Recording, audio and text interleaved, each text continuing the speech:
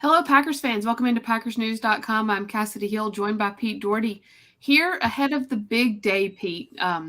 Black Tuesday? Is that still a thing? That's what I'm going to call it. Well, what was that Black Monday? And when the stock market crashed in 1929, a little before my time. Yeah, let's just a Um, little. yeah, Friday, I think that was. it's changed so much with how big the practice squads are. Hmm. I mean, they really are 60. What is it? 69-man teams and not 53. Um, and it's just and most of these decisions are made in March when they do contracts. Not all of them, guys play their way onto or off the roster, but it's a lot. This day is a lot different than it was when I was breaking into this league back in 1993. I'm sure just a slightly different, though. That wasn't that long ago. Only a As couple lifetimes, yeah. Just a couple of lifetimes. As Pete was alluding to, teams will begin their roster cuts tomorrow on Tuesday to get down to their initial 53-man roster. But with the practice squad rules, they can now keep 16 guys on practice squad. As Pete kind of alluded to, that changes things. As a much Can you hear all that? That's Albert. it sounds like a dog having a good time. So, He wants to go to the dog park, so we're gonna have a little problem here now with you've that. said the word. Yeah. Now he's going to hear it. Well, Um, we won't keep Albert away from his dog park for too long. okay. Just kind of looking ahead to the day, talking to guys today, and I'm sure you've been through this a lot, so you know the drill. They'll start getting phone calls around 6 a.m. And some of these guys are just planning on kind of sitting at the house, sitting at the hotel, if you're a rookie, and waiting for the phone to ring to see what their fate is, if they're going to be on the 53 or if they're going to be released. And with how quickly you have to move, and as our colleague Tom Silverstein pointed out to me today, you don't want guys to get on a plane and leave. So they're probably going to find out right away if they're going to be brought back for the practice squad, or if the Packers would like to bring them back for the practice squad. Pete, as you said, you've been doing this since '93. That's almost 30 years here in Green Bay. Just kind of take us through your knowledge of what cut day looks like for these guys. Yeah, this is season 30 actually. It's got to be brutal for the bubble guys, because you don't know. And even though being on the practice squads help, it's good, and you can get called up at any time. You're still talking a significant pay cut being on the practice squad compared to being on the 53. It's like a third or a quarter as much. So it's got to be brutal for these guys to just be sitting around, waiting for that phone call. And, it was back in the 90s, as reporters, we'd sit in the parking lot and ask players as they walked out of the building, well, did you get cut? I mean, you felt like a vulture, Yeah. So it's a lot different than that now. And the practice squad does change it. They do want to keep, last year, I think it was last year, they might not have signed a practice squad player from another team. I think it might have been, if at most it was maybe one guy. Everybody else was from, the guys who had been to camp with them. So it's it's not final for a lot of these guys, but it does make a big difference financially, whether you're on the 53 or the practice squad. Mm-hmm. We have a lot of questions coming in from fans, so let's just jump right into those because they're going to cover a lot of what we're talking about anyways. Mike Brand says, let's start here. It was good to see Tunyon running around on the sideline. Could he be back earlier than expected? And Pete, I'm going to tack on a question to this in reference to the 53-man roster tomorrow. Does that change how many tight ends they keep and who they keep? My guess is it doesn't change anything.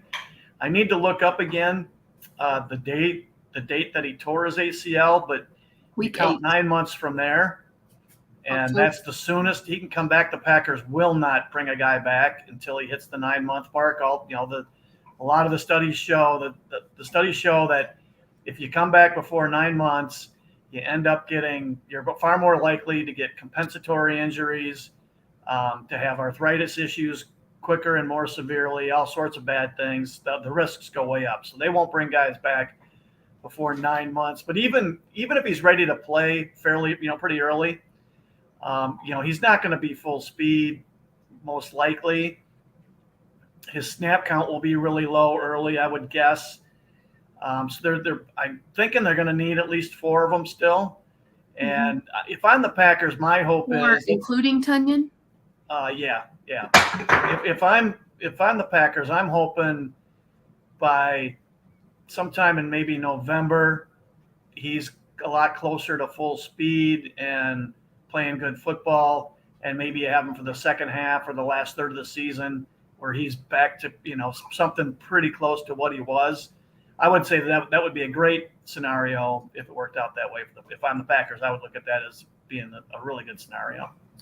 So he tore his ACL on October 28th. Okay, so yesterday would have been 10 months? Am I doing that math right? July. Correct. So that's a pretty good time. That's 10 months. That's more than 9, obviously. Yeah, so that would numbers. And everything I was counting on my fingers, you couldn't see it there.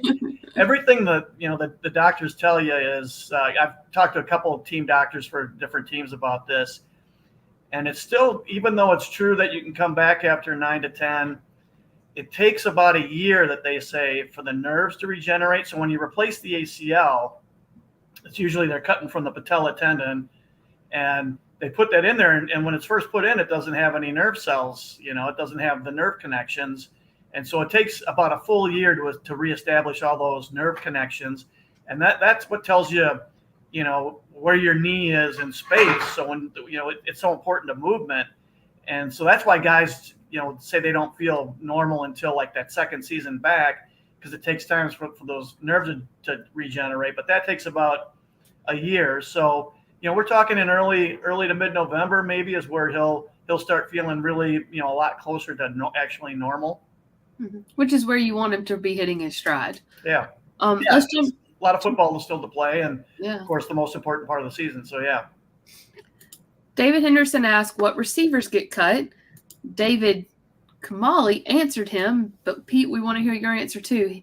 David says 8 within experience. That's a lot. I could see them making the argument for 8, but that's a lot of receivers to keep. It is, and so I'm going back and forth on this, because you also have offensive line where they've got 2 guys who, you got Walker and Cody Jones, 7th-round draft pick and an undrafted rookie. And both of those guys have showed really well. Cutting either of them is risky. I think it's more likely one of them would get picked up than one of the receivers. So I'm thinking they'll keep only 7 receivers and cut either Torrey or Winfrey. And with the way Rodgers has talked about Winfrey, I'm thinking he's the one that's more likely they keep. But Torrey's got a higher upside, only a rookie. I think the guys showed a little something. There might be something to work with there. So then, does he make it through? The one thing with receivers is, every team's got their version of those guys they like, they want for their practice squad. They've worked with them all off season. They know the system. So I still think it's less likely that they get picked up than one of the 2 offensive linemen. So I'm if I just had to make a wild guess, long way to get there. Torrey, I'm guessing Torrey gets cut and Winfrey makes it, but just like everybody else, I'm just guessing there. That's a big debate that has come up a lot over the past week. I've gotten into the argument with some people about it on Twitter. I know we've discussed it on our Green 19 podcast a few times. And like you said, it comes down to Rodgers has talked a lot about Juwan Winfrey. Is he just trying to talk him up? Does he really, really like him? It seems like Toure has a higher ceiling. However, Winfrey is who can help more maybe right now. Yeah. By the time Toure develops, Aaron Rodgers probably isn't here to throw him the ball. And so if you're Brian Gutekunst, what are you weighing? Yeah, and they've got to weigh both. And so what do you think they'll do?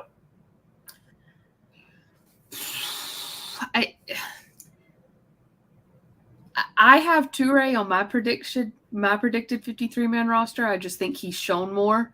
And like I said, I think he has higher upside. I think they have enough at the top end of their receiver unit to be okay for right now with Lazard, Watkins, Cobb, probably even Watson, Dubs, how they're going to use Aaron Jones, A.J. Dillon, I think towards the bottom of that unit, when you're looking at that 6th and 7th guy, it does you more favors to pay attention to the future. I'm with you. And if it were my call, I'd be inclined to go that way unless there's a huge difference in their special teams play, for instance. Mm-hmm. So I'm inclined to, I would, if it were my call, I'd agree with you. I'm just thinking the Packers, just based on the way Rodgers has talked about Winfrey, I'm guessing they'll go that way. Maybe has different feelings behind closed doors, although I would doubt it. He could just say nothing about him instead. So that I'm just basing that on what a gut feeling based off what Rodgers has been saying publicly about Winfrey. Justin McIntosh says, Goody said he wanted to see what he had first in training camp and preseason before he made a decision on adding a vet. Do you think he adds a vet, and where and who could be a target? So now that we're discussing which 6th or 7th receiver do we keep, do you think that they do add another vet besides Sammy Watkins to this unit? Not unless there's a real surprise cutout there. OBJ is still on the market. What's that? OBJ is still on the market, as is Kenny Stills, who has been openly campaigning to come to Green Bay. Yeah, OBJ tore his ACL in the Super Bowl, right? He's not even going to be ready until that would be a non-starter, I would think, for the Packers, unless in December, they want to add somebody. This is just guessing. I'm guessing they feel okay about the receiving core right now, all things considered, and maybe 4 or 5 weeks into the season, if they think differently, then you start talking about making a trade for somebody. But I'm guessing if I had to bet, I would bet they're going to let this play out for a little bit and see exactly how well the offense is functioning before making any kind of move like that. That's just my best guess. I know I skipped over a few questions, so if I skipped yours, I'm going to try to come back to it. But I have to bring up this question from Mas Milano because it's a great point. If I were Crosby, I'd speed up my way back. The new kicker looks legit. He does. Ramiz Ahmad, he's looked pretty dang good in 2 preseason games and camps so far, right, Pete? Yeah, he's looked really good in practice, too. He's no Mason Longwell telling me, talking to him in the locker room one day, and we were talking off the record, and he said we were talking about BJ Sander and why he didn't make it, and he said, he could tell, Longwell could tell from the first day he saw him just by the sound the ball made coming off his foot. It didn't make the right sound. And it just didn't, I think a guy learns that over time. Point being with this kicker, it's not, the sound is good and the ball jumps off his foot. It just, you can see a difference, and he looks like a guy who could kick in the league to me. So I saw there's another question about practice squad. I could very easily see this guy ended up on their practice squad. Looks to me like there's real potential with this guy. And that's a great point as to possibly why they waited so long to elevate Mason Crosby off the pup, because you elevate him 3 days ago, it alerts all these other teams, hey, he's coming off. Ahmad might be available. Yeah. Try to wait as long as possible so that you can keep him on the practice squad. He hasn't kicked in the cold. He hasn't kicked in the NFL for that matter. He came out of the USFL. He hasn't kicked in the cold and he hasn't kicked in the wind in Lambeau, but he's talked a lot about it. I talked to him about it right after he got here, and he was explaining the physics to me. So he's looked into it. He knows it's going to be different. I think he could definitely be someone to watch because Mason Crosby's not getting any younger. Keep him on the practice squad, develop him for another year. You might really have something there in the next year or two. Yeah, no, I agree completely. But you got to keep him, first of all. There's plenty of teams right now. I'm not sure how many teams out there are really concerned about their kicker and, looking for one. It only takes one. And I don't know how many teams still have 2 kickers in camp and the other one's been doing pretty well too. So I would guess the odds are pretty good that if they cut him, he'll still be available for the practice squad, but you never know.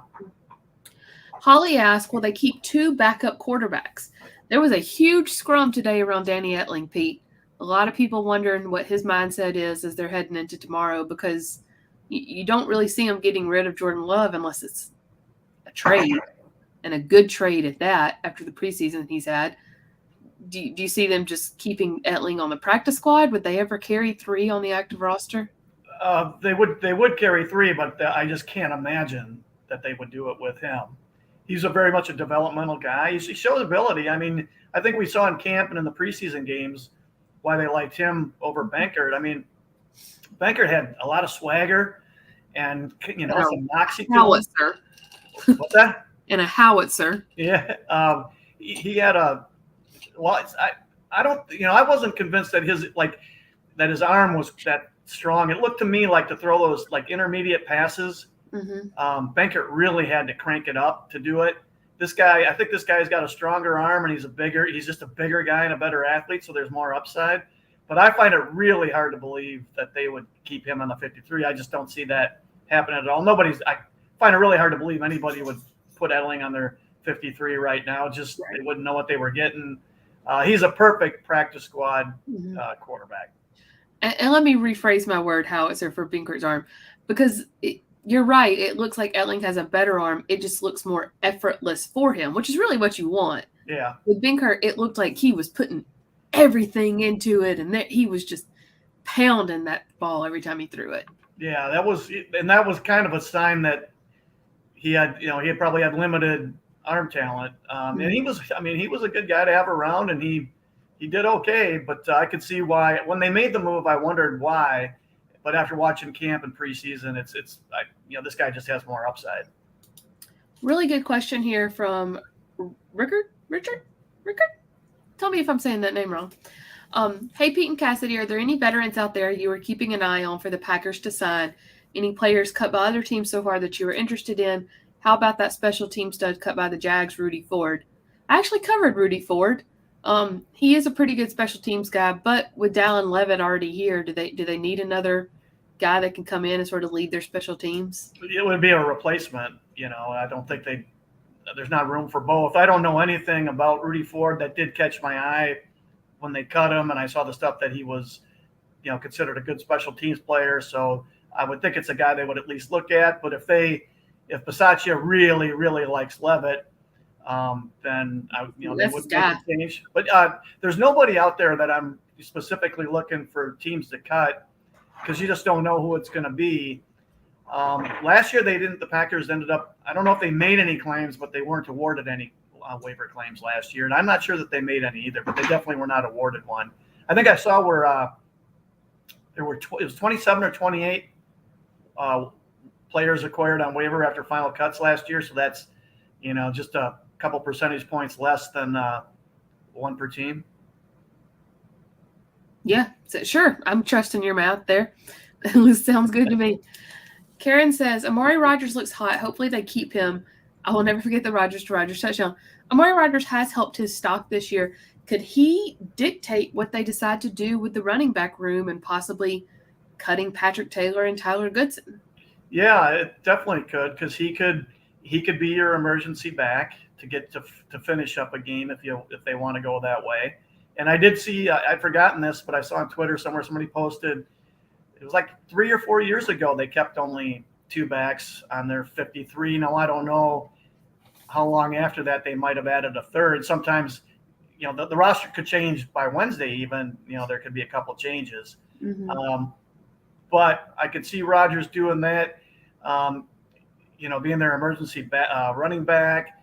And he's got some limitations as a receiver just because of his size. He's a small target.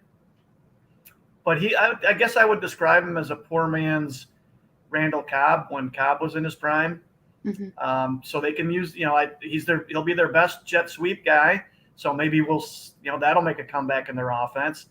And he can be a returner. I'm not seeing an outstanding returner, but he had a couple decent returns this year on kickoffs. So in the preseason games. So he's definitely taken a step forward. I would think he'll be a part of the rotation. I would think so. And if they bring the jet sweep back, maybe he'll get, a carry doing that, 1 or 2 carries a game doing that too. Was it you, Pete, that I talked to this offseason at some point about the jet sweep and loving that play and wanting to see Matt LaFleur sort of use it more and more in his playbook? Yeah, I think we might have talked about it because, in his first 2 years, that was a huge part of their offense. And if you look back, the carries weren't really that high, but they use that jet sweep motion a lot. They used it a lot in the first game. I remember at Minnesota, no crowd there. They ran several jet sweeps in that game, and it worked really well. And it was a huge part of their offense those first 2 years, just the jet sweep motion to occupy the defense. And last year it just disappeared. It was they did a little bit of it, but not nearly as much as they had. I want to see just like a game with majority jet sweeps and wheel routes. Let's just do that the whole game. Would drive opponents crazy probably, and maybe fans too, but it sure. Yeah, and another version of that is actually when they play Dillon and Jones together. It looked to me like on a lot of plays that when they run that, one's going one direction horizontally and the other's going the other. That's a way to stretch defenses vertically. Like you can maybe put one of them in jet sweep motion. I would think it would be Jones. And then you could either give him the ball going that way or you hand it off to Dillon going the other way. And it does make everybody on defense have to stay home. We've got a lot more questions here, but we're going to just take a couple of more. I know that there's a lot of questions for everyone heading into tomorrow. Let me go back through here. I had a good one. We were talking about the running back, so just kind of a final question on them. David asked Goodson or Taylor. I like Goodson over Taylor, but pass blocking is an issue for Goodson. But Goodson's had a pretty dang good preseason so far. If they do keep a third back and they're not considering Amari Rodgers that third back, if you're the GM, Pete, do you like what you've seen from Patrick Taylor over the past 2 years, especially as a pass blocker? Or do you really like what Goodson's done in the preseason, kind of showing that vision and burst? Yeah, I'd feel okay about both of those guys if I were them. I kind of like Goodson better, but like David says, I mean, the blocking's an issue. He got just steamrolled on that one last game, but he did keep the guy off the quarterback. So he gave him just that extra second he needed. Yeah, it was so I mean, it wasn't a total failure, and so a tough call. I think part of it would probably, if I'm the Packers, would depend on when they think Kylan Hill will be back, because I think that guy had real ability, and so he would be better than either of those two. But when will they have him? And if they think it'll be sooner rather than later, then I would probably go with the guy who's the better special teams player and better blocker. And if that ends up being Taylor, then so be it.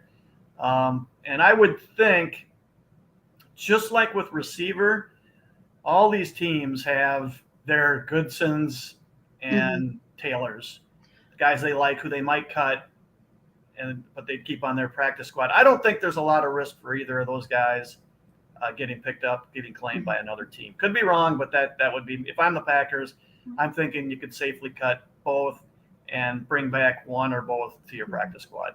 Goodson was also a UDFA, so just logistically it might make more sense to go ahead and cut him, put him on the practice squad. Kylan Hill, just for reference, tore his ACL on the same day as Robert Tonyan, but is still on the PUP. He's the only player the Packers still have on the PUP. So I mean, timeline-wise, he's fine. And they never elevated Patrick Taylor until after the Kylan Hill injury, right? Because sort of like with Amari Rodgers, they used him as that third running back. Yeah. I would guess. I mean, Hill's going to end up on PUP, so he's going to miss the first 4 games at least. Really good question here from Rava. What do they make on the practice squad? You know what? My CBA's at the office. I just saw something on this.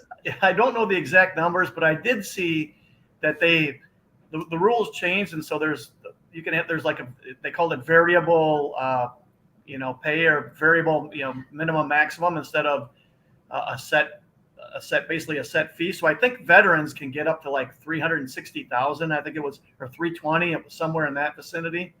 I don't know if that's for vested guys, like 320 or 360. For a season? Yeah. Because this says $8,400 a week is the minimum. So, but that's not guaranteed. That's just whatever. No, it's not. And none of the others would be guaranteed either. So I don't know. I can't do the quick math. 17 times 12. And so but it sounded like it was something I saw on Twitter. It sounded like it was a new rule. They always make these small CBA changes in off seasons, and a lot of it slips through the cracks. There's a lot of minutia there, but it's anywhere from it's way less than half the minimum salary for however many years the guy's been in the league. It's probably closer to about a third, I think. Mm-hmm. Another really good question here, just about the logistics of tomorrow from Donald. What portion of those being cut and offered a practice squad offer already know? They probably have an inkling, but I don't know that they've been told flat out, because I think teams they keep players in the dark on a lot of stuff because they don't want word of anything getting out any earlier than need be for, it's an information war, against the 31 other teams. So you don't want that player telling their agent who then calls other teams. Right. So then this guy would have a heads up and he could say, hey, call another team and say, hey, I know my guy's getting cut. You might want to claim it, or, you might want to check film on him. And so I'm guessing they don't know for sure, but they know how much their coaches like them. And so they probably have a decent feel for it, even if it's not explicit. They probably have a good feel for it. And if they get so just again, some logistics for tomorrow, when they are cut, they go to waivers. Waivers have to be claimed. The waiver claim deadline is 11 a.m. Central. So 12 noon Eastern, New York time. And after that, teams can sign their practice squad. That's Wednesday. The waiver claim deadline is Wednesday. Oh, Wednesday. Thank you. Yeah. Thank you. Oh, You know what? I think I said that wrong earlier. No, you didn't say it wrong. You just said 12 o'clock or 11 o'clock, but it's Wednesday, not Tuesday, because the cuts aren't due until like Tuesday at like 3 or 4 or 5 p.m. Right. Is when they're official. So then teams have a half up through noon to decide whether to put in claims on guys on Wednesday. So that being said, when they cut them, they probably tell them if they want to try to bring them back, right? That's when that is when they tell them, yes. Yeah. I think you even see that on if you've ever watched Hard Knocks, when they show guys getting cut, that's part of it, is they'll say, hey, we definitely want you on the practice squad. Stick around, keep your head up, all that. Don't worry. We definitely want you back. We like you, that stuff. So that is when they make it more official. We're going to take one final question here. This one from David. Am I the only one skeptical about the D-line? The run D has been a problem and the ends are suspect. Granted, they're starting. Yeah, you might be, David. Only because, I know there's been, your take on the games is correct, except that Kenny Clark, Jaron Reed, Rashawn Gary, Preston Smith, I think I'm forgetting another I might be forgetting another defensive lineman. None of those guys has played, and those are obviously their best guys. And especially getting Kenny Clark and Rashawn Gary in there will make a huge, huge difference. So and Campbell hasn't played in the preseason. So except the one thing where your point is well taken is I'm really suspect on their outside linebackers after their top two guys, and those guys can't play all the snaps, let alone if one of them gets hurt and has to miss some games. So then that could create some issues there. David did chime in and say he meant last year that the run D was a problem. And it was. But is it fair to say they have more depth though there? Yeah, and I think Jaron Reed, just going by what we've seen in practice, he looks like he's going to help. He's going to be an upgrade from what they had. Rashawn Gary looks like a better player than he was last year, and he was very good last year. And Kenny Clark is, one of the best interior D linemen in the game. He's in the top, I don't know, I would think 5 or 6, I would guess, at that position. So I think and adding Walker too will make a difference as the season goes on. So I think their front seven in practice has looked pretty good. Now it's been going against an undermanned offensive line, so maybe we'll find out differently in the real games. But I'm fairly bullish on their front seven and their D line, at least at this point. I had something to add to that, and now I don't remember. Oh, interestingly enough, after all that, only 2 Packers players were named to the top 100. Devondre Campbell at 49, Aaron Rodgers at number 3, voted on by their peers. So how many of those lists are there? Because I saw a tweet from somebody today that said that there were 6 total in the top 100. But I also saw that there was only 2, so I'm wondering if is there more than one list, or maybe like a national guy made up his own list or something. That could be. The one that's voted on by the players, it was only 2. It was Campbell and Rogers. And Devontae, who I guess you could count because he was voted on because of his season with the Packers. Yeah, but he's not with them now. So, but all those, it's funny because those lists, I did see some stories. I think there was like Mitchell Schwartz, a former player, who basically said how bogus he thinks those things are because of how little effort most of the players put into it. And like some of them will just put down teammates or just guys they know in the league. He just said he thought that there was not enough guys take it seriously enough to take that list very seriously. Was that basically the gist of what he said. I did see that does make sense. I did see though that there's a rule that like you can't put yourself, and you can only put like 2 or 3 teammates. Is there? I can't remember exactly. He said there are some really odd ways that some guys pick they pick college teammates or guys they used to play with, and he just said there are. He had teammates when he was asked to do it, and other teammates where he said he had teammates who just put basically zero effort into it, and they don't give you a list of players or anything, right? So that makes the players go to extra work if they want to be thorough, and most guys might just be going with recency bias. So I'm not saying they don't mean anything, but that stuff is so subjective and changes. It can change fast. Guys go from being good to not so good, in one off season, or sometimes even from the start of the season to the end. Because I'm thinking, because I watched all of them. I think the 49ers had like 5 players on there. And so, like you said, it could just also be like recency bias. Who were the last teams we played against? Anyways, we have talked for a long time. I know your dog's ready to get to the parks. We're going to let him go. We will have a running live blog all day tomorrow on PackersNews.com. Our colleague Tom Silverstein will be running that. He is starting it up at 7 a.m., which means we're going to be up with him. Woohoo! Like we said, cuts will start pretty early in the morning. So make sure to follow Tom's live blog all day on PackersNews.com.